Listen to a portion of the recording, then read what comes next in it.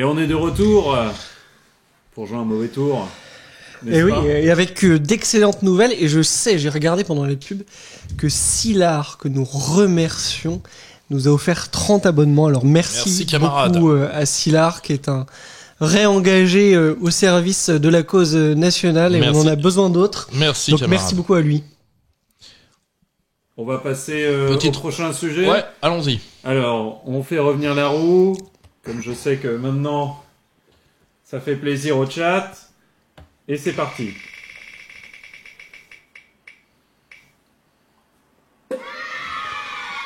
Le terrorisme écologique. Alors, ça, si tu veux, il faut savoir que l'écoterrorisme, qui a débuté, tu l'as rappelé tout à l'heure, par l'affaire Unabomber. Unabomber, c'est ça. Slobodan Despot, mon ami Slobodan Despot, avait édité les écrits complets d'Unabomber. C'est un intellectuel de premier plan. Machin, citation, machin truc. Vous inquiétez pas, appelez les flics. Et on le salue, il est toujours en prison aux États-Unis. Non, mais voilà, Ted Kaczynski. Ouais.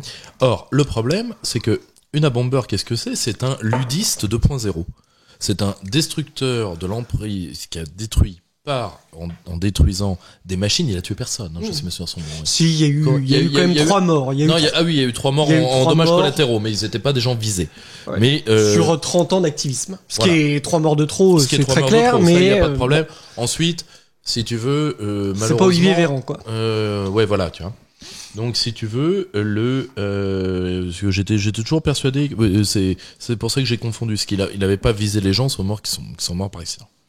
Donc, si tu veux, il a mérité d'être emprisonné. Néanmoins, il a beaucoup écrit sur ce ludisme 2.0 qui fait partie des mouvements de la nouvelle radicalité anti-écologie, écologique, anti-machine, etc. Donc, il y a une tentation qui d'ailleurs avait été en son temps travaillée par Éric Dénessé, qui avait fait un ouvrage sur l'écoterrorisme. Il y a une tentation d'une partie des mouvements écologiques de passer à l'action directe. Le problème, c'est que, je le dis, et là, ça me sera reproché, mais moi, quand des gamins partent dans une violence de type révolutionnaire, je me refuse à les condamner s'ils sont prêts à en payer le prix.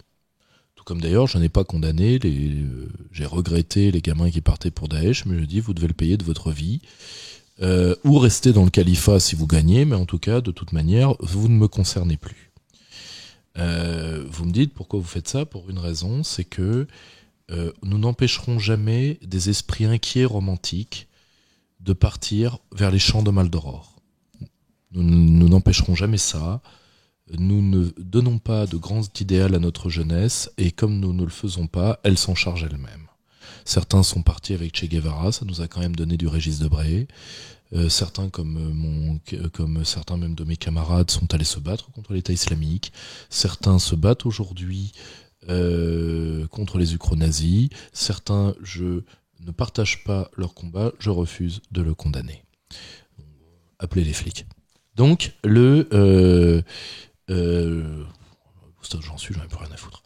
Mais le problème, c'est qu'une partie est prête à passer à l'action directe, y compris avec le soutien, je pense par exemple quelqu'un qui l'a dit, qu'à un moment il faudrait passer à l'action violente, quelqu'un comme Nicolas Hulot, dont on n'attendait quand même pas beaucoup ça, hein, alors que bon, s'il voulait aider la planète, il arrêterait de penser avec un ULM et il regarderait un peu plus ce que fait la Fondation Ushuaïa. Enfin moi je dis ça, je dis rien. Mais Nicolas, si tu me regardes, paix sur la terre aux ours blancs et aux sauterelles grises. Et le problème, c'est qu'une partie de l'écologie quittant la science et la raison, sinon elle serait plus proche d'un côté, disons, de l'économie circulaire, elle serait plus proche du nucléaire, elle serait plus proche de la transition écologique et stratégique, elle serait plus murérienne, je dirais, par rapport à Philippe Murer ou à quelques autres de ce type-là. Elle pourrait même être décroissante, mais dans la lignée d'un Serge Latouche. Le problème, c'est que comme l'écologie devient sectaire, sous l'influence de dingues, comme Sandrine Rousseau, parce qu'on ne me fera pas croire, je veux bien qu'elle ait tous les boulons, mais il y a quand même du jeu, et comme dirait l'autre, elle a la gorge qui gratillon, et les boulons qui fondion, et Et malheureusement, la tentation de la violence là n'est pas séminale ou constructrice dans une lignée à la Georges Sorel, mais est juste l'aveu de la dérive sectaire et débilisante d'une partie de l'écologie qui s'est vue il y a pas longtemps sur le périph' parisien, où ces abrutis se sont mis couchés en travers, et là la diversité qu'ils ont tellement appelée de leurs vœux et de leurs espoirs est venue leur cachetonner la gueule parce que ils voulaient rentrer chez eux, et ils ont très bien fait d'ailleurs. Et le pire, tous ces crétins qui balancent de la purée de patates ou de la purée de tomates sur des œuvres d'art en croyant que ça veut dire quelque chose, alors qu'en fait que c'est l'éternelle crise d'adolescence du bourgeois qui n'a jamais terminé. Le problème de la bourgeoisie occidentale, c'est qu'elle ne termine jamais ses bubons d'acné. Jamais. Elle est dans l'adolescence perpétuelle, dans sa crise d'adolescence perpétuelle, et je terminerai là-dessus. Je tiens à dire que, même si j'aime beaucoup Éric Zemmour, quand il a fait observer vis-à-vis de ces gens-là que la révolution mange ses enfants, je suis désolé, ces petits bourgeois sont carnavalesques, ils ne sont pas révolutionnaires. Non, mais moi je partage ce qui a été dit de mémoire. D'ailleurs, Ted Kaczynski expliquait que le gauchisme était en réalité la dernière ligne de front de cette société des machines, et on voit bien, d'ailleurs dans le profil de ces éco-terroristes contre Van Gogh, que ce sont des idiots utiles du capital destructeur de la biodiversité et pollueurs à tous les niveaux. Donc effectivement, ça relève sans doute plus de la psychiatrie que du combat. Non, même pas de la psychiatrie, c'est vraiment la crise d'adolescence attardée d'une partie de la bourgeoisie occidentale qui a des excès de sébum, quoi, qui a des excès de sébum idéologique, quoi. Point barre, vite. À une époque, il y avait des médicaments là-dessus, on en mettait sur la tronche. Ça s'appelait comment contre l'acné? C'était oui, il s'est suicidé à la fin. Le roi Cutane. Voilà, donc si tu veux. Et le problème, c'est qu'on n'a jamais trouvé l'équivalent idéologique pour que la bourgeoisie puisse enfin exalter son excès de sébum idéologique. Et mis à part ça, c'est qu'elle aura été, elle nous craque ses boutons sous le nez, quoi, ni plus ni moins. Or, il y a avec la complaisance quand même, parce que c'est incroyable quand on regarde ces images des saccages d'œuvres, il y a les journalistes qui sont prépositionnés, les caméras, etc. On a même du mal à se demander comment les services des musées ont pas repéré ces activistes. Non mais c'est évident. Et puis surtout, moi je suis désolé, ce n'est pas compris des populations. Or, l'écologie, c'est une science à la base, faut jamais l'oublier. Le logis d'écologie, c'est le fait scientifique. Or, aujourd'hui, si vous voulez, je sais qu'aujourd'hui, il est de bon ton de cracher sur quelqu'un comme Idriss Aberkane, mais je pense que c'est son optique qui est la meilleure, c'est-à-dire que l'homme doit aujourd'hui apporter son concours au renouvellement de la nature, y compris par les moyens scientifiques. Alors vous me direz, il y a un dialogue théorique à avoir avec la décroissance. Certainement. Et je ne dis pas que certaines choses ne doivent pas décroître. Je dis que comme nous ne maîtrisons pas la théorie de la croissance, nous ne décroîtrons pas aussi facilement. Et deuxièmement, si pour les populations, la décroissance équivaut à la pénurie, ce ne sera jamais accepté. Donc, je pense qu'il y a un grand terrain où nous devons nous poser des questions à partir de la science. Moi, à titre personnel, j'ai des idées écologiques assez lourdes, moi je le reconnais. Moi, je suis un partisan de l'hypothèse Gaïa. Je suis de la génération Captain Planet. Moi, je suis de la génération Captain Planet. Moi, ce que je vous l'ai dit, moi j'ai une réputation d'animaliste assez brutale. Je ne l'ai jamais nié. Voilà, la seule chose, c'est que l'écologie, c'est une science, que ce n'est pas de trouver une psychanalyse à pas cher pour des gens qui veulent pas laisser 90 € par séance sur un divan, et qu'à un moment, je pense que chacun doit regagner ses pénates psychiatriques et que nous devons retourner à un véritable questionnement écologique qui implique des lois sur les trusts, qui implique un véritable calcul de notre présence au monde et de comment nous pouvons aider la nature en gardant l'humilité de ce qu'est l'homme. La nature est plus forte que nous, indiscutablement. Oui, parce qu'il y a aussi une forme de narcissisme incroyable, si tu veux, en pensant qu'on sera c'est l'homo deus, tu vois, c'est l'homo deus, c'est-à-dire on a tout cassé, on peut tout refaire. Non, vous n'êtes pas, c'est la fameuse légende qu'a donné, la légende polynésienne qu'a donné ce petit film que ma fille adore, qui est Vaiana. Vous n'êtes pas Tefiti, vous n'êtes pas la déesse de la nature qui peut faire revivre de sa main. C'est pas, vous n'êtes pas Déméter, c'est pas vrai. Non. La nature mérite du temps, mérite de la puissance, et surtout de l'humilité. Et c'est pour ça qu'il faut laisser tous les débats libres, y compris, je le dis, nous d'ailleurs on a fait un livre là-dessus qui est de Marc Lemaine sur le climat. Pas sur le climat, mais sur la recherche scientifique, pour dire ce qui s'appelle Science et désinformation. Parce que on a le droit de s'interroger sur les choses, y compris peut-être des gens climato-sceptiques ou autres, qui n'ont pas à être poursuivis. Moi, à titre personnel, je n'ai pas de compétences scientifiques pour régler cette question du réchauffement anthropique. Tout ce que je dis, c'est qu'au stade où nous en sommes, seule la liberté de recherche et d'expression nous sauvera. Voilà. Et je pense que les idées qu'on défend peuvent aider aussi à l'amélioration de la situation. Je rappelle que le bilan carbone de Donald Trump était meilleur que celui d'Obama, non pas parce qu'il avait fait de l'écologie une cause personnelle, bien au contraire même, on lui a souvent reproché d'être climato-sceptique, mais tout simplement parce qu'il a rapatrié l'activité économique aux États-Unis, et que nous, on est assez lâche en réalité en exportant notre empreinte carbone. Non mais totalement. Le libre-échange est le premier fauteur de destruction environnementale. Or, le problème, alors évidemment des gens, d'ordinaire mieux inspirés, je pense à Olivier Passé, quand même un des meilleurs économistes en France, quoi qu'on en pense, l'un des patrons d'Exerfi Canal, qui s'est mis à balancer, oui mais c'est plus compliqué que ça, peut-être que la relocalisation pourrait être polluante. Il n'y a rien de pire que ce qu'on fait là. Hein.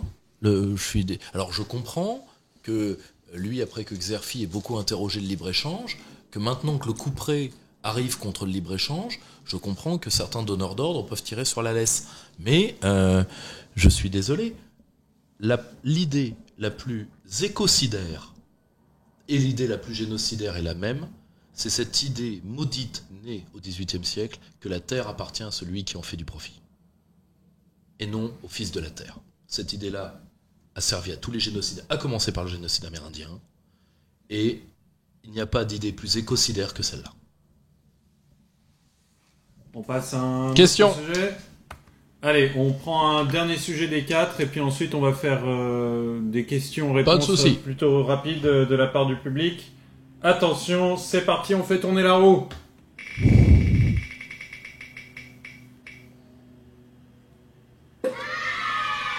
Eh ben, c'était notre sujet bonus. C'est l'ascension en France, c'est la prise de pouvoir de Elon Musk sur Twitter. Très bien. Vu comment ça fait criser les gauchistes, tant mieux. Je les emmerde. Alors vous me direz, les pauvres censeurs de Twitter qui ont été virés par texto. Je rappelle que oui, c'est ignoble d'un point de vue humain, mais malheureusement, ce sont des mœurs du droit social américain. Je rappelle que quelle que soit l'ancienneté d'un salarié, aux États-Unis, les périodes de rupture conventionnelle n'excèdent pas 15 jours, vont entre 0 et 15 jours, c'est-à-dire que vous pouvez être viré séance tenante avec ordre de dégager dans la minute, et au grand maximum, on vous laisse 15 jours, en moyenne. C'est d'après ce que je sais du droit social américain. Donc, c'est très dur, mais je rappelle que les hommes et les femmes qui ont été licenciés de cette entreprise étaient des censeurs professionnels, étaient des gens qui ont fait au moins autant de mal qu'ils en ont pris dans la figure, et vu avec combien ils partent, pardonnez-moi, je préfère pleurer les salariés des verreries du Ralex, je crois que c'est des verreries et du Ralex qui sont au chômage technique. Hein, pardonnez-moi, j'ai mes nécessités. Non, mais ces censeurs là de Twitter ont du sang sur les mains parce qu'ils ont fait taire les lanceurs d'alerte, par exemple pendant la période du Covid, et que avec le travail des lanceurs d'alerte, on n'en serait pas là aussi. Je rappelle qu'aujourd'hui, on a 20% de surmortalité dans un certain nombre de pays du nord de l'Europe. En Espagne, c'est 15%. Ça, c'est la première chose. Et puis, ce qui est très intéressant, c'est de voir en fait la panique là de l'oligarchie, parce que elle tient. Donc, il y a ce projet d'Elon Musk, de rendre accessible la pastille bleue pour $8 à tout un chacun. Et on voit la panique parce que, en fait, ils ne tiennent leur domination sociale qu'à cette foutue pastille bleue. C'est quand même incroyable. C'est-à-dire qu'ils ont compris en fait que ils n'avaient pas les éléments de fond, ils n'avaient pas les arguments pour surnager dans un monde où on serait tous un peu à armes égales, et c'est la panique des fact-checkers, etc. Donc ça, c'est quand même... Il y a un effondrement, je pense, de la société verticale vers une société horizontale, et ça, c'est pour le meilleur, et c'est aussi les réseaux sociaux qui l'ont permis, avec le journalisme citoyen. Et donc je pense que tout ça va plutôt dans le bon sens. On me dit beaucoup comment toi, gaulliste, étatiste, partisan de l'ordre, tu peux supporter un libertarien. J'analyse les libertariens, parce que les libertariens, je les connais un peu, vu qu'en tant que traducteur en France de Paul Gottfried, chef incontesté aujourd'hui des paléoconservateurs, il faut savoir, et j'aimerais beaucoup faire traduire ce très bel ouvrage d'histoire de la pensée. Alors vous me direz, je suis un des seuls qui en a à foutre de l'histoire de la pensée, donc d'un côté, tant pis pour moi, qui sont les mémoires intellectuelles de Paul. Imaginez. On paye 3 000 €. Comment vous imaginez, vous êtes à une table, et vous avez un dialogue entre le chef des paléoconservateurs et ses deux meilleurs amis. Qui sont ses deux meilleurs amis? Murray Rothbard, qui est l'un des chefs des libertariens, et Christopher Lasch, l'un des chefs des populistes américains. Pardonnez-moi, j'aurais bien aimé être une petite souris parce que ça devait valoir son pesant de moutarde. Or, le problème, c'est que les libertariens, pour moi, je les prends exactement comme les anarchistes. C'est-à-dire que pour moi, ce n'est pas une doctrine politique, pas du tout, c'est une doctrine morale qui pose la question jusqu'où, pour le bien de quelqu'un, est-on autorisé à le dominer, ou jusqu'où, pour le bien de quelqu'un, est-on autorisé à le maintenir dans un collectif qui va renier ses droits. Donc c'est une question morale à laquelle la philosophie politique doit prêter attention sans pour autant se plier, parce que c'est le collectif qui protège la vie et pas autre chose. Mais il faut, comme disait le philosophe Alain, qui est injustement oublié, qui pour moi était un grand patron, alors vous me direz, je suis de Mortagne-au-Perche, donc je suis de la ville d'Alain, mais Alain disait, toute personne qui n'a pas été anarchiste à 18 ans fera jamais un bon capitaine de pompier, que cette personne, parce qu'il est richissime, pense qu'il peut vivre tout seul et qu'il est un titan ou un demi-dieu, eh bien, ne vous inquiétez pas, la mort le ramènera sur le plancher des vaches de toute façon. Donc je ne juge pas son idiosyncrasie, ce que je juge c'est son utilité sociale, quand bien même ne prend-il pas le social comme catégorie, je m'en contrefous, je vis dans le monde, je ne vis pas dans sa tête, et je remarque que son libertarianisme permet le retour de la liberté d'expression globale, c'est tout ce qui m'intéresse, et ensuite, je ne veux pas plus vivre dans le monde d'Elon Musk que dans la santé mentale de Sandrine Rousseau, et ça tombe bien, pour l'instant je ne vis ni dans l'un ni dans l'autre. On va peut-être passer aux questions du public. Je crois que tu en as reçu de nombreuses, Rémi. Et oui, on reçoit beaucoup de questions. Alors désolé par avance aux questions qu'on n'aura pas pu traiter.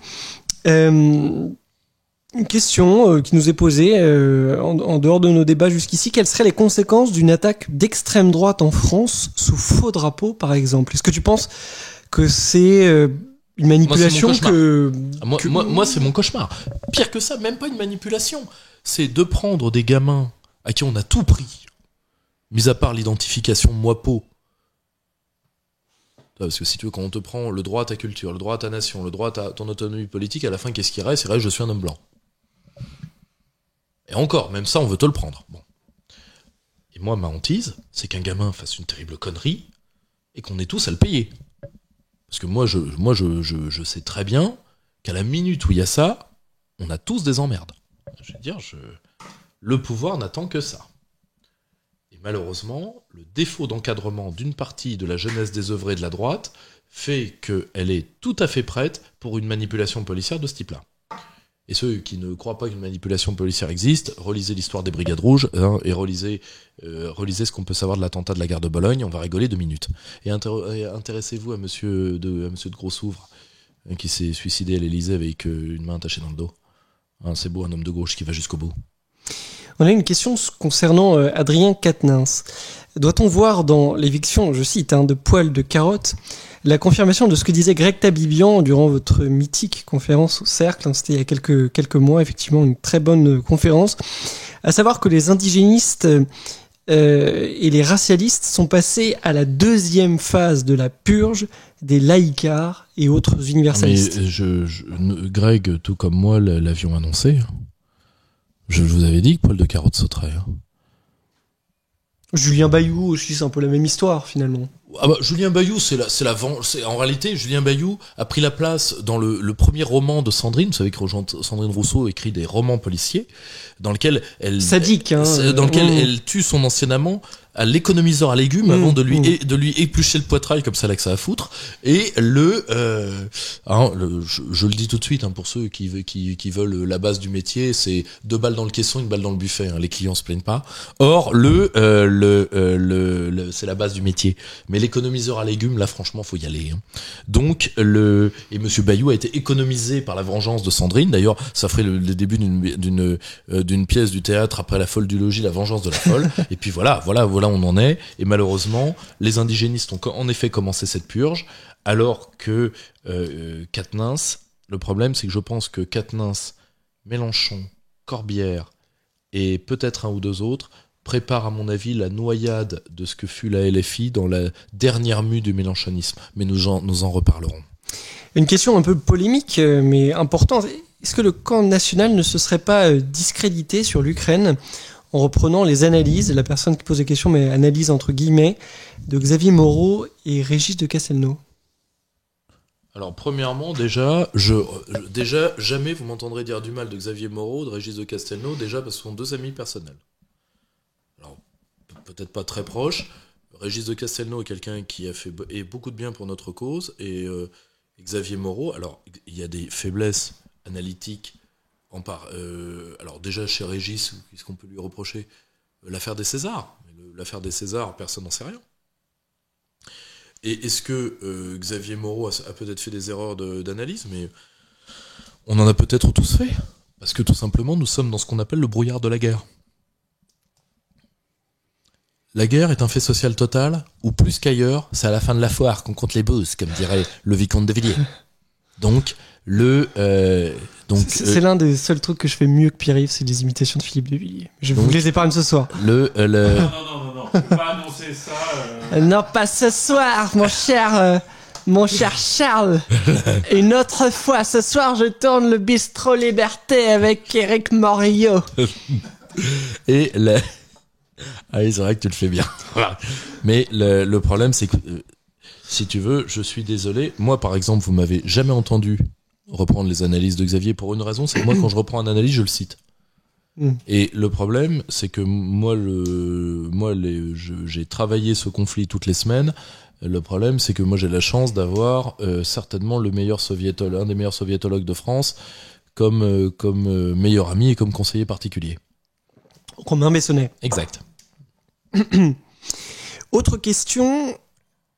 Que pensez-vous du projet d'une mine de lithium dans l'Allier pour fabriquer les voitures électriques? Alors, premièrement, je n'ai absolument rien, bien au contraire, contre le fait que la France compte sur ses propres forces et sur ses propres mines, à une condition, c'est que ce soit elle qui les exploite. Ce qui n'est pas le cas. Et c'est comme nos richesses en Nouvelle-Calédonie qui sont dans les mains des Canadiens, un gouvernement national enverra tous ces gens-là, renverra à tous ces gens-là dans leur pénate. Un coup de pompe dans le train si nécessaire. Une autre question qui nous avait d'ailleurs occupé lors de la conférence avec Greg Tabibian. Les forces de l'ordre sont-elles prêtes en cas de scénario à la Laurent Oberton? Et je complète la question, les forces de l'ordre sont-elles prêtes à défendre le peuple français aujourd'hui? Comment voulez-vous que je sonde le cœur et les reins de 200 000 hommes de sécurité intérieure? C'est très gentil de me prêter ce genre de capacité. Je vous dirais d'un point de vue capacitaire, à titre personnel, les scénarios à la Laurent Oberton, je ne suis pas... Alors, l'État peut s'effondrer très vite vu qu'il n'y a plus d'État. Donc, la société, en réalité c'est la société qui s'effondre. Elle peut s'effondrer très vite, je vous l'accorde bien volontiers. Est-ce que les forces de l'ordre défendront... Autant je pourrais mettre ma main au coupé pour l'armée, autant pour les forces de l'ordre, je n'en sais rien. À titre individuel, certainement. À titre de corps constitué, j'en sais rien. Un attachement de ces corps, la police. En tout cas, ils votent national. Faut être honnête là-dessus. Ensuite, il y a une décomposition particulièrement de certaines unités. Je pense à la BAC particulièrement. Il y a une décomposition, une violence et un sadisme particulièrement chez les encadrants en termes de sécurité intérieure. Donc tout ce qui est une compagnie de CRS, etc. Qui est à titre personnel. Moi, aujourd'hui, on m'a catalogué un peu vite d'ailleurs. Parce que moi, le problème, c'est que on m'a forcé de passer d'un extrême à l'autre. Moi, si tu veux, je donne pour les orphelins. Mon père était, en plus d'être médecin, était capitaine de pompiers. Donc moi, je donne pour les orphelins des pompiers chaque année. Je donnais pour les orphelins de la police.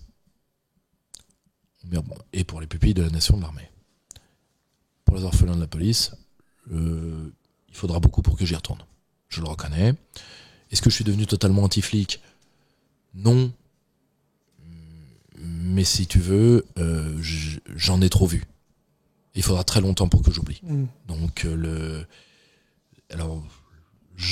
Tu penses que ce traumatisme-là peut expliquer un peu la passivité des Français ? C'est-à-dire qu'ils se sont réveillés avec les gilets jaunes, ils ont été brutalisés, c'est le moins qu'on puisse dire, et aujourd'hui, ils n'osent plus sortir dans la rue. Alors, il y a ça, mais il y a ça. Le problème, si tu veux, c'est que la dynamique de la colère est une dynamique par à-coup. Si tu veux, la colère recharge. Et à un moment, ça repètera. La seule chose, c'est... Toi, tu vois des soulèvements en France prochainement, enfin dans les mois qui viennent ? De toute façon, ça va devenir un mode courant d'expression politique. Je pense que là, pour le coup, que Maffesoli a entièrement raison. Parce que de toute façon, quand il n'y a plus rien, il reste la violence.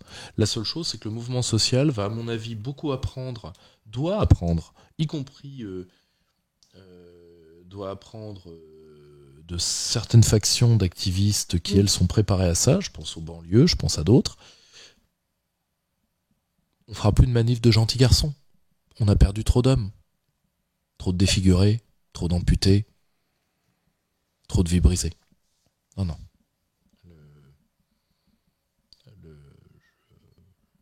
Si vous voulez, pour que l'ignoble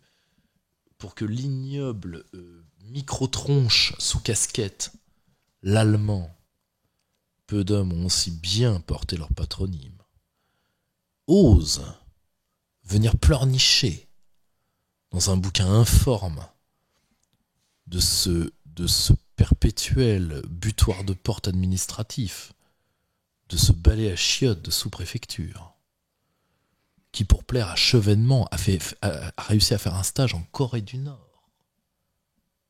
Voilà ce que c'est, Didier Lallemand. C'est un être tellement servile que, si vous voulez, c'est une soubrette qui ne va pas uniquement vous faire toutes les positions classiques, mais qui va en inventer au-delà de la sexualité dont vous êtes capable. Je sais pas pourquoi ça m'excite pas trop, mais... Tu vois ? Non, mais voilà, si tu veux... si vous voulez, au-delà du catalogue normal, elle vous sort la brouette de Toronto. Or, je dois dire, c'est vraiment le dernier étage de la vie sur Terre. Vraiment. Il y a peu d'êtres, si tu veux, chez les vertébrés ou chez les non-vertébrés qui m'inspirent un tel mépris anthropologique que ça. Et que ça ose venir pleurnicher. Alors que ça devrait être sur une potence ou au fond d'une cellule. Je le verrais beaucoup mieux au fond d'une cellule, avec les fauves, avec les droits communs. Un ancien préfet de police, un plaisir sans fin pour la racaille. Parce que je pense qu'il mérite au moins ça. Et que ça ose. Préfet. Le préfet est un grade militaire, je le rappelle. Venir se mettre à quatre pattes en pleurnichant. Et en plus, en crachant un petit peu sur son ancien patron après avoir été d'une servilité totale. Oui, si le pouvoir constabulaire n'est fait que d'hommes comme ça, alors pardonnez-moi de ne pas parier sur leur ralliement à la cause de la France. Est-ce qu'il te reste quelques questions ou est-ce que tu veux repartir sur un coup sur la roue ? Alors, si on a reçu d'autres questions, décidément, il y a beaucoup de questions. Question très intéressante. Pensez-vous possible, probable, souhaitable une union entre les classes populaires des banlieues et des campagnes contre la classe bourgeoise ? Ça dépend ce qu'on appelle banlieue. Et ça dépend de ce qu'on appelle campagne. Dans la nouvelle, si vous voulez, la nouvelle grille sociale de la France, c'est très simple. La haute fonction publique et les salariés protégés des grands groupes font un groupe social homogène. Le petit fonctionnariat et l'ancien prolétariat ouvrier en forment un autre. Ça, c'est la première section. Dans ces deux sections, vous avez la section géographique qui divise le groupe social du bas entre les périurbains, dont les campagnards, et tous les autres, y compris la banlieue. La banlieue jouit des avantages de la ville. Faut jamais l'oublier. Et le problème, c'est que je pense que la partie des gens qui travaillent dans les banlieues et qui sont les plus excédés, parce que la violence s'exerce particulièrement sur eux du lumpenprolétariat. Si tu veux, d'ailleurs ça se voit en mécanique électorale. Dès qu'un quartier se vide de sa petite bourgeoisie, de sa micro-bourgeoisie, dès qu'ils ont un peu d'argent, ils se cassent de la cité. Donc c'est la première chose qu'ils font. Et souvent, ils vont aller voter national un peu plus loin en banlieue pavillonnaire. Et donc, ils redeviennent un no man's land, disons, soit En Marche, soit NUP, mais NUP antinational. Je ne sais pas si on peut les rallier massivement. Pour l'instant, toutes ces tentatives ont échoué. Il faut être honnête. Mais je pense que il y a dans une partie du peuple des banlieues, et y compris d'ailleurs d'une partie des Français issus de l'immigration, des gens qui ont un besoin d'allégeance et un besoin d'ordre. Et peut-être qu'on conservait aussi cette virilité, dans le meilleur sens du terme, qui a été un peu mise de côté. Attention avec ça, parce que, si vous voulez, on a beaucoup mis en avant la virilité du banlieusard vis-à-vis, en réalité, du français de souche. Et en réalité, on se rend compte que celui qui a eu la virilité d'aller face aux flics, particulièrement dans le gilet jaune, c'est le français de souche, tu vois, c'est pas l'autre. Donc, si tu veux, il y avait beaucoup de personnes issues de l'immigration dans les manifestations qui passent, alors que t'es très calme. C'est tout à fait vrai. C'est tout à fait vrai. Je ne dis attention. Moi, je n'essaye de ne pas opposer ces deux publics. Je dis juste que la virilité du peuple du travail autochtone est la virilité première sur laquelle nous devons compter. Voilà.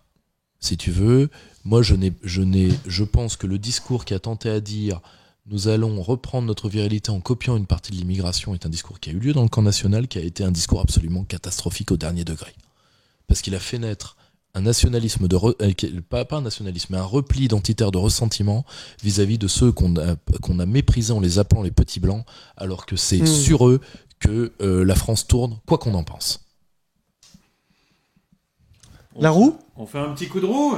Allez, c'est parti. Et donc, il nous reste 3 sujets. C'est parti.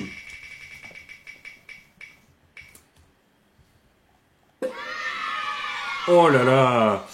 Eh ben super, je propose que ce soit Rémi qui en parle en premier, puisqu'on parle des élections internes des Républicains. Ah, et sinon, Pierre va encore me faire avoir des problèmes avec mon ami François-Xavier Bellamy. Donc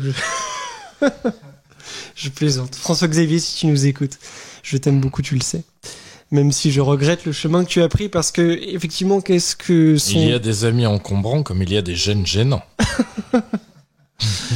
Mais, non, mais que dire sur les LR? Non, mais il meurt dans le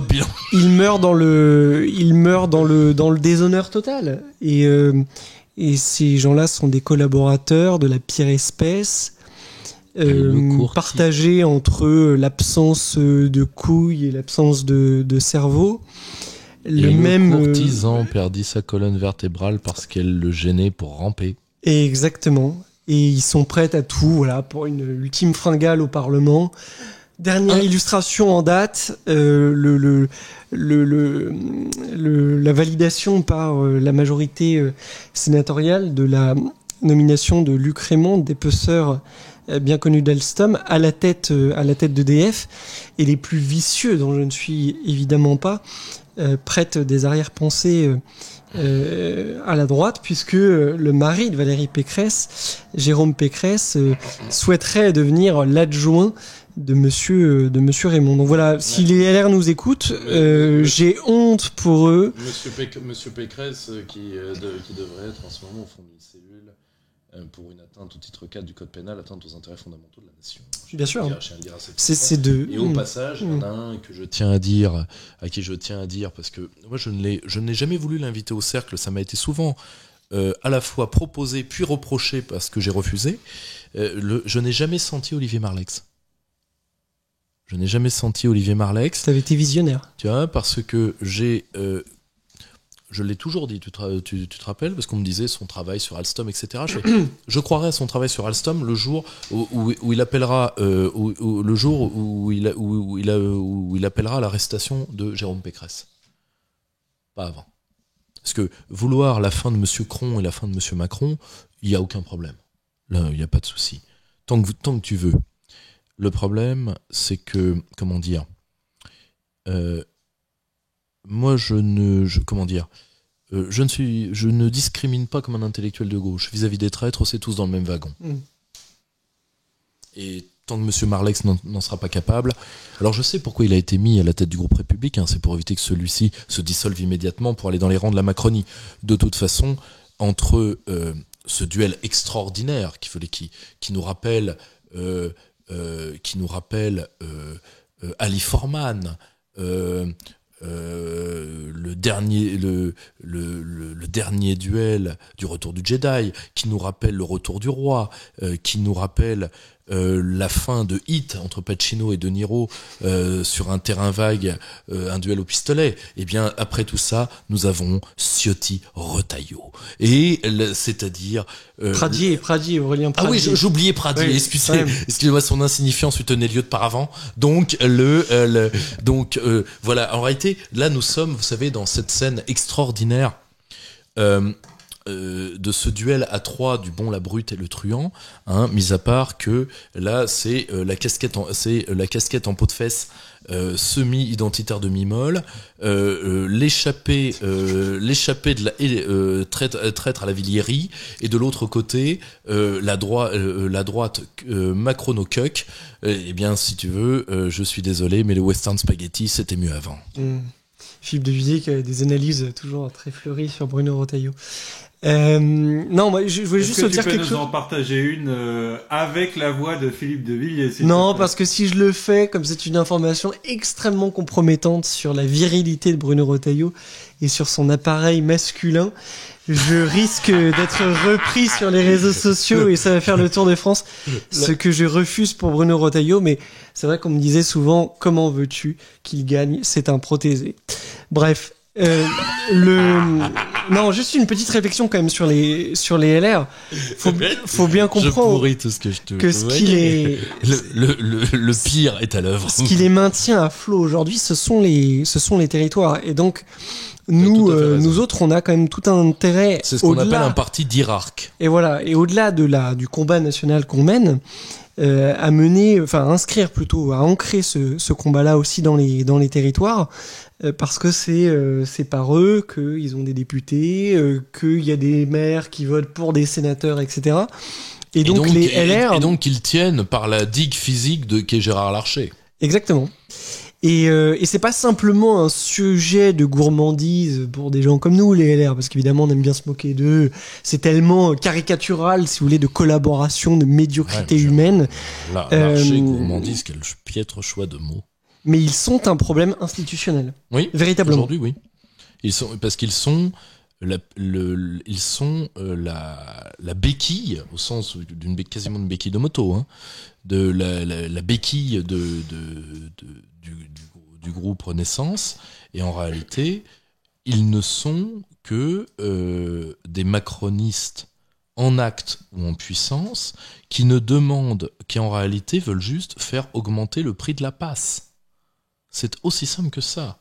Ils savent qu'ils doivent y aller en groupe pour faire augmenter le prix de la passe, sinon ils se seraient déjà barrés comme une volée de moineaux, chacun négociant au petit bonheur la chance, et ils n'ont qu'un seul argument de poids à donner à Macron, qui est le Sénat.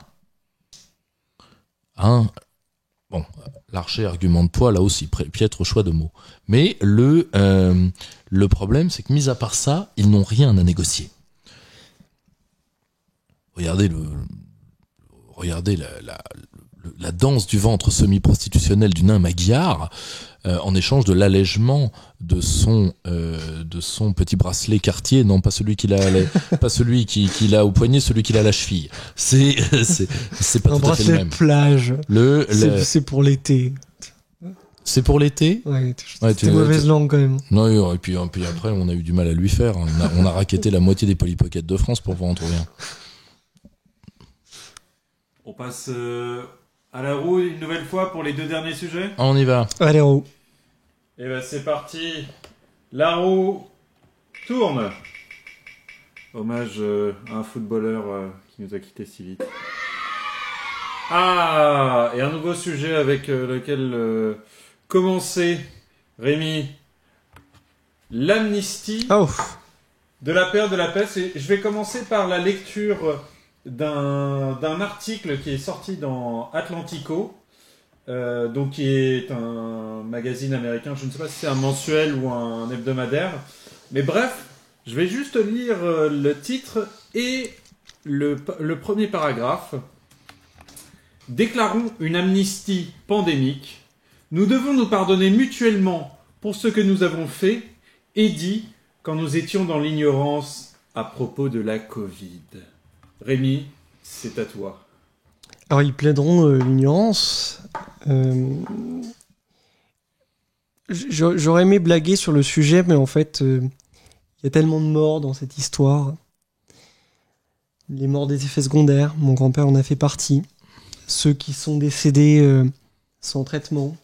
Ceux qu'on a laissé, du coronavirus. Ceux qu'on a laissé crever seuls. Ceux qu'on a laissé crever seuls. Les traitements, je connais des gens qui étaient atteints d'un cancer. Les camarades qui sont en Covid long, dont un des proches du cercle que j'embrasse, Pierre-Rodolphe.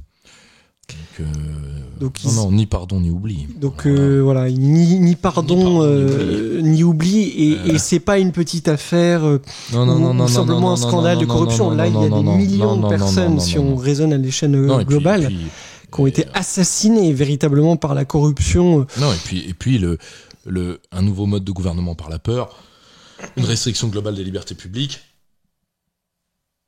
Un aveu sans précédent de la corruption d'une partie de nos élites scientifiques, incarnée par le scandale du Lancet Gate, si tu veux,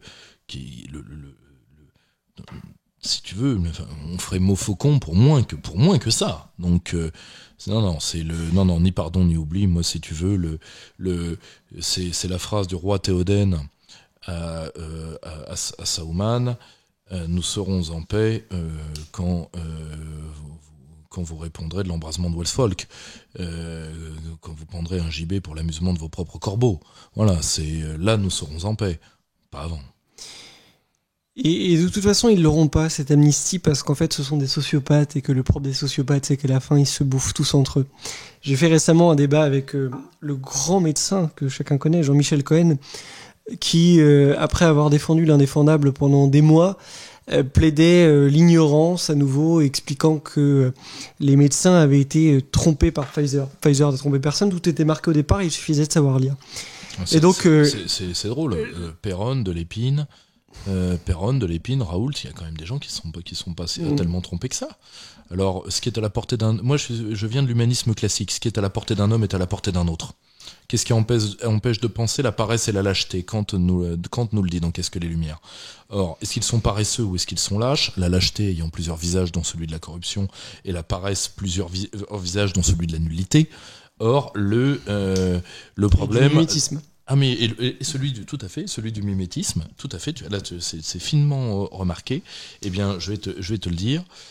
Si tu veux... voilà, j'estime que c'était pas des excuses ni à Nuremberg ni maintenant, donc ni pardon ni oubli, je reste sur ma position. Eh ben, il nous reste qu'un seul sujet et on va le faire vite parce que tout à fait. Le cortège redevient citrouille comme on dit. Les élections en Israël, et je pense que Pierre-Yves... Alors, les élections en Israël, il faut avoir, si vous voulez, voilà où nous en sommes. Le parti travailliste termine son agonie à 4 sièges. C'est-à-dire le parti qui, je rappelle qu'Israël a été jusqu'aux années 80 inclus un triangle institutionnel qui était le kibbutz, le parti travailliste, l'état-major de Tzal, qui était la pépinière à Premier ministre. Je vous rappelle que un Moshe Dayan, Yitzhak Rabin, Ariel Sharon, et alors il n'a pas été chef d'état-major, mais enfin, Ehud Barak était le soldat le plus décoré d'Israël. Ce triangle institutionnel s'est progressivement effondré et le Parti travailliste termine sa mort. Au passage, le Parti travailliste n'est pas ce qu'on appelle le camp de la paix en Israël. Le camp de la paix, c'est avant tout des ONG, des organisations de société civile. Yitzhak Rabin voulait la sécurité d'Israël en indigénisant la répression palestinienne. Et d'ailleurs, il l'a réussi. Je rappelle que les 2 hommes qui ont fait le plus de mal au Hamas de toute son histoire ne sont pas des Israéliens mais des Palestiniens, Djibril Rajoub et Mohamed Darlan. Or, respectivement, le superflic de Cisjordanie et le superflic de Gaza. Donc, le jeune juif religieux qui a fanatisé, qui a assassiné Rabin, et dont d'ailleurs l'un des chefs du parti des juifs ultra-orthodoxes a sur le portrait de ce jeune homme dans son bureau, ce qui a fait un peu tiquer en Israël. En réalité, même si Rabin était mort par ce qu'on appelle le Pulseimerat, Charles Anderlin en parle très bien, c'est-à-dire une malédiction, la main qui vend la terre d'Israël doit être coupée. En réalité, Rabin n'a jamais mis la sécurité d'Israël en jeu, bien au contraire. Rabin n'a fait que reconnaître Arafat et point barre. Alors qu'il a forcé les Palestiniens à énormément de concessions. Donc pour les intérêts israéliens, Yitzhak Rabin a été un grand patriote israélien, quoi qu'on en pense. Donc, le Parti travailliste termine sa destruction. Et pour que vous compreniez le reste, on va être très clair. Avant de parler du retour de Benyamin Netanyahou, qui n'est qu'une incidente, vous devez comprendre le changement, ce qu'on pourrait appeler le grand remplacement à l'israélienne, comme l'a noté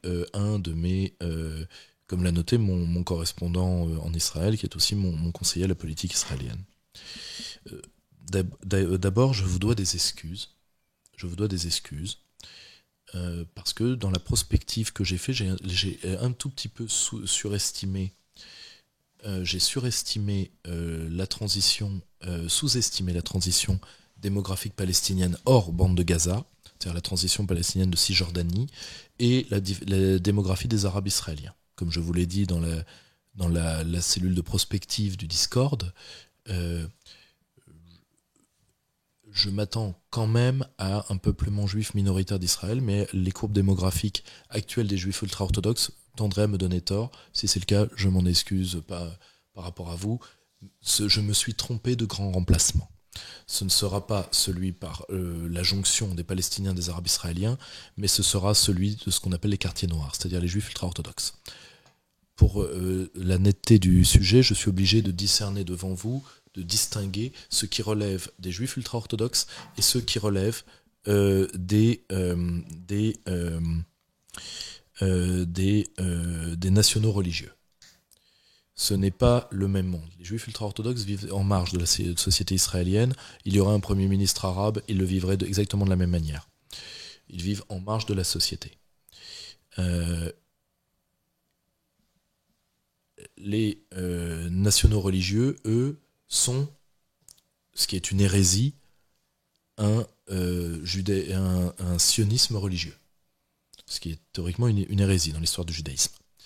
Mais ça, peu importe. C'est si vous voulez, ils ont par certains écrits rabbiniques, ils pensent que l'État israélien est un organe de Dieu. Donc ils se sont raccrochés comme ça, peu importe.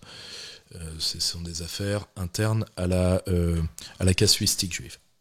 Donc le problème, c'est que il faut savoir que les juifs ultra-orthodoxes sont une des plus grandes démographies du Moyen-Orient, entre 6 à 7 enfants par femme, là où les juifs nationaux en font quand même 4 à 5. Donc le seul espoir de tous ces juifs ultra-religieux qu'on a essayé d'intégrer à la société israélienne, et qui par exemple maintenant ont exigé leur propre bataillon dans l'armée, ce qui est catastrophique, pas qu'ils soient dans l'armée, mais qu'ils aient des bataillons réservés. À titre personnel, je trouve ça, alors je n'ai pas voix au chapitre, je ne suis pas israélien, mais je serais légèrement angoissé. Pour bien comprendre la dialectique entre ces deux groupes, et je sais que ça va choquer, je ne veux pas du tout choquer mes amis israéliens ou pro-israéliens, mais c'est juste pour faire comprendre. Je pense que le meilleur parallèle, c'est celui entre les mouvements quiétistes de type Tabligh dans l'islam et les mouvements organisationnels politico-religieux type Frères musulmans. Attention, je ne dis pas qu'il y a une nocivité quelconque du judaïsme religieux, pas du tout. Je dis juste que c'est le seul moyen de comprendre la dialectique entre ces deux groupes. C'est-à-dire que les juifs ultra-orthodoxes forment un groupe quand même qui est en partie, je dis bien dépolitisé, tout simplement parce que leurs catégories ne sont pas d'abord politiques, et donc, exactement comme les tablirs le sont dans l'islam, et donc ils passent dans une organisation politisée, et leur seul moyen de s'intégrer à la société politiquement, c'est par un autre groupe qui, dans le cadre de l'islam, est plutôt les frères musulmans, dans le cadre des juifs ultra-religieux, sont les nationaux religieux. Voilà la différence entre ces deux groupes.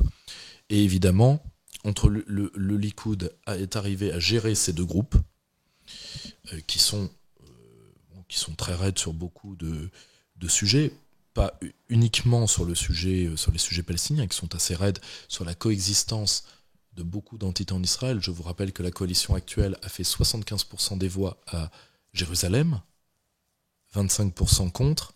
Elle a fait 25% de voix, 75% de contre à Tel Aviv. Pour qui connaît Israël, Israël est un État dont on peut faire le tour complètement en voiture en une journée. Tel Aviv, Jérusalem, c'est une toute petite portée. Or, le problème, c'est que vous allez avoir cette coalition religieuse extrêmement dure, et de l'autre côté, par exemple, Tel Aviv, la première ville LGBT au monde. Donc, ça ne va pas aller de soi tout le temps. Attention, au titre personnel, j'ai toujours joué le traducteur en France de Yoram Hazony, j'ai toujours, qui est un conservateur modéré, patriote et nationaliste israélien. J'ai toujours été, d'ailleurs ça m'a beaucoup été reproché par la branche de la droite radicale, j'ai toujours eu une grande considération pour Israël. Le problème n'est pas là. Le problème, c'est que vous allez avoir c'est la phrase de mon correspondant, hein, Guillaume, pour ceux qui le connaissent, brillant intellectuel, absolument brillant, mais torturé, mais brillant, un grand emplacement à l'israélienne, c'est-à-dire que vous allez avoir une généralisation, un poids de plus en plus constant des juifs ultra-orthodoxes, et donc du sas nécessaire dans la société israélienne que sont les nationaux religieux, et c'est la démographie qui va parler et qui malheureusement va s'imposer. Comme la société israélienne est extrêmement clivée, elle va garder des pôles d'excellence scientifique alors qu'il y a un véritable problème d'enseignement de la science dans une partie des écoles religieuses, particulièrement de l'enseignement des mathématiques ou d'autres sciences de ce type-là. Et je suis très, à titre personnel, je suis très préoccupé de ce qui peut arriver en Israël, c'est-à-dire que Israël, le visage d'Israël va changer, Israël va changer de centre de gravité. Peut-être d'ailleurs que ça sera peut-être pour le plus grand bien, parce que Israël va enfin s'affirmer comme un État pleinement oriental, parce que justement ce sont les élites orientales qui vont prendre démographiquement le pouvoir contre les élites européanisées, contre les élites européennes. Peut-être qu'Israël pourra régler ce problème identitaire qu'elle a entre est-ce que c'est un drapeau occidental en terre orientale ou un pays oriental au premier chef. C'est une tension identitaire qui la tenaille depuis le début, et donc c'est une élection qui est historique. J'espère que Benyamin Netanyahou, comme il est tombé par la main des réseaux sionistes du Parti démocrate, on va être très clair, et Benyamin Netanyahou va se venger. N'oubliez jamais que Benyamin Netanyahou est le premier des populistes. Avant Trump, avant Bolsonaro, il y avait Benyamin Netanyahou, qui est un homme extraordinairement doué pour survivre, a une intelligence manœuvrière absolument extraordinaire, et Benyamin Netanyahou va se venger du Parti démocrate américain. Ça, je le pense sincèrement. Ce qui va arriver la semaine prochaine aux élections de mi-mandat américaines peut l'y aider. Et je pense que tout ce que j'espère, c'est que la stratégie de la tension qui va avoir lieu en Israël ne s'exporte pas vis-à-vis, entre autres, de l'Iran, qui, comme vous le savez, je tiens à le dire, a des manifestations internes pour des droits civiques. J'ai reçu une longue lettre de féministes iraniennes qui me demandent de prendre position pour elles. Et Dieu sait que mon cœur est avec elles, mais je ne le peux pas, parce que je n'en ai pas le droit. Cet état n'est pas le mien. Tout ce que je leur dis, c'est que c'est votre révolution, et ne laissez pas l'Occident mettre la main sur votre révolution. Si le régime des mollahs doit tomber, n'oubliez jamais que malheureusement, certains ennemis de l'Iran veulent le maintien du régime religieux dans sa dureté pour éviter que le peuple perse, qui est un des plus grands peuples de l'histoire du monde, ne révèle tout son talent au XXIe siècle. Néanmoins, si le régime des mollahs doit tomber, ce ne sera ni de notre main ni de notre volonté, ça ne nous regarde pas. Néanmoins, que les personnes qui m'ont écrit sachent que j'ai bien sûr de la compassion pour elles, j'espère qu'il ne leur arrivera rien. La seule chose, c'est que ne vous laissez pas voler votre révolution. Dernier point, j'espère qu'une pensée stratégique autre qu'une pensée tactique par à-coup, qui malheureusement a beaucoup fait de mal à l'intelligentsia israélienne, d'avoir une pensée uniquement tactique, j'espère un jour un véritable raisonnement stratégique qui fasse qu'Israël soutienne progressivement l'autonomie intellectuelle, économique et l'accès à la puissance de certains États qui, comme elles, sont minoritaires dans l'océan arabe sunnite, je pense à la Perse, et peut-être même à une puissance arabe sunnite, car Israël ne pourra survivre que dans un Moyen-Orient apaisé. Et aujourd'hui, il n'est apaisé que d'apparence parce que le Moyen-Orient est un champ de ruines, mais le Moyen-Orient se recoagulera dans la multipolarité, et j'aimerais que ce ne soit pas au détriment de l'existence et de la sécurité de nos alliés israéliens, pas plus que de nos alliés iraniens. Merci. Et bien super, après cet exposé, on va souhaiter bonne soirée à tout le monde, et puis au mois prochain. Au mois prochain. Et merci à tous, et merci à tous ceux qui ont contribué à préparer bravo les cette mecs, émission. Vraiment, c'était un travail incroyable. On peut peut-être les citer. Jacques, David, les deux David, Charles, Sinclair, Diego, j'en oublie, pardon, je suis vraiment désolé. On vous embrasse tous parce que on vous embrasse tous, et vous avez fait un travail absolument extraordinaire, et ça, encore une fois, ça démontre ce dont est capable la jeune génération française pour son pays, et donc c'est porteur de plein de belles choses pour l'avenir. Eh ben super, bonne soirée à tous, et merci pour ces mots-là, et puis à tantôt. À tantôt.